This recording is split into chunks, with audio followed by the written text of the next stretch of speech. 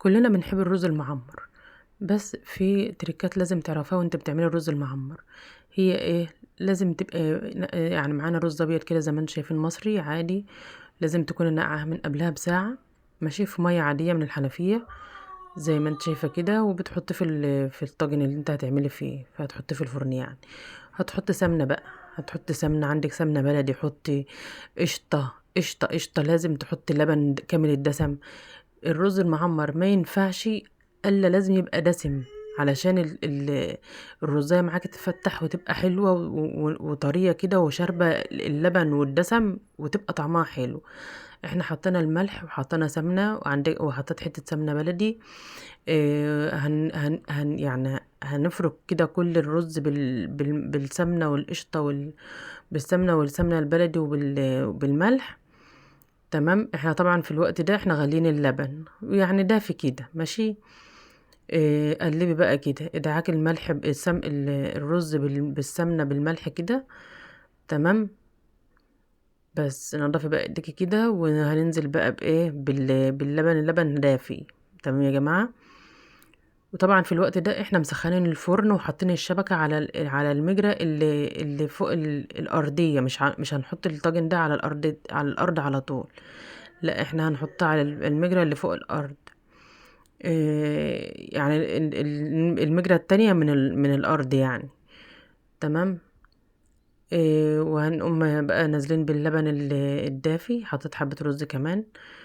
وهننزل بقى بحتة سمنة كمان. هو بصوا لازم يا جماعة معمر يبقى دسم، لازم يعني يكون فيه دهون كتير، فيه سمنة بلدي، فيه قشطة، في الكلام ده كله ماشي، علشان يطلع معاكي حلو وناجح معاكي. مش تبقى الرزاية ناشفة كده ومحصحصة، لا مش هتبقى حلو خالص. ماشي. هننزل بقى باللبن.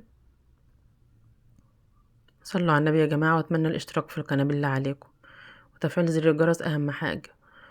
ماشي. انزلي بقى باللبن المغلي كده، مغلي زي يعني دافي كده شوية، بالوش بقى بكله زي ما انت شايفة.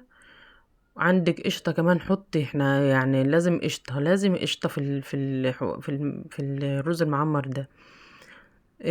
طبعا ناس بتعمله مش بملح، بيعملوه بسكر. برضو كل واحد وراحته. انا النهارده عاملاها يعني رز مملح عادي، يعني يتاكل جنب فراخ مشوية، جنب كبد وقوانص، جنب حمام، جنب سمان، جنب لحمة، اي حاجة، جنب بطاطس مسلوقة او بطاطس متحمرة اللي انت عايزاه. ماشي. ما تقفش على حاجة، وما شاء الله ربنا يجعل عندكم الخير كله يا رب.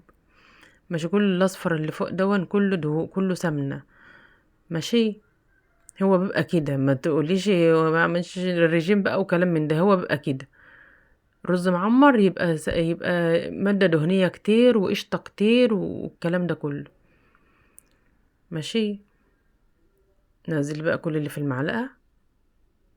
اللهم صل على سيدنا محمد. طبعا هو الفرن شغال دلوقتي وما بيتغطاش، يعني هو مش بيتغطى. حطيت بس كوباية، نص كوباية مية كده، عشان خاطر ايه؟ يعني إيه لو فار ما يفرش جامد ويطلع من بره بس هو ما شاء الله لازم يبقى الطاجن كبير شوية يا جماعة. ما ينفعش تقومي رايحة حاطة الرز وعليه اللبن يبقى على قد الطاجن بالظبط. هتلاقيه فار منك ووقع في البوتاجاز وبهدل الدنيا وما بقاش احلى حاجة ويبقى مش حلو خالص. لا، لازم يبقى فيه مجال كده. لازم الطاجن يبقى يعني متساب ربعه كده فوق، علشان خاطر ايه؟ يغلي براحته كده وياخد ويدي مع بعضه كده براحته. تمام. هنحطه بقى في الفرن وهيطلع بالجمال اللي انتوا شايفينه ده. شايفين يا جماعة؟ بسم الله ما شاء الله. طبعا هو غلي، الحروف دي غامقة ان هو غلي وخد راحته في الغليان ونزل تاني يعني. الرز شرب كل اللبن وما شاء الله. همسك الرزاية دلوقتي كده، هتشوفها مستوية وما شاء الله. مش رز بقى محصحص كده وناشف ويضايقك في الاكل، لا. تمام. صلوا على النبي يا جماعة. ماشي يا جماعة، زي ما انت شايفة كده. شايفة اهي الرز مستوي وما شاء الله. بس سخن جدا. ما شاء الله، حلو قوي قوي قوي، جميل. شايفة؟ يعني سليكي بقى كده الدنيا، هي اصلا ما كانش ملسوع الحمد لله ولا حاجة. إيه، قطعي بقى كده بالمقطع. ما شاء الله، هتاكلي حبة رز معمر. اهم حاجة الدسم يا جماعة، رز معمر يبقى يبقى مواد دسمة تتحط فيها، قشطة، سمنة، سمنة بلدي، كل الكلام القمر ده. قشطة من بتاع وش اللبن، قشطة من عاملة لبن رايب. شايفة؟ شايفة الجمال؟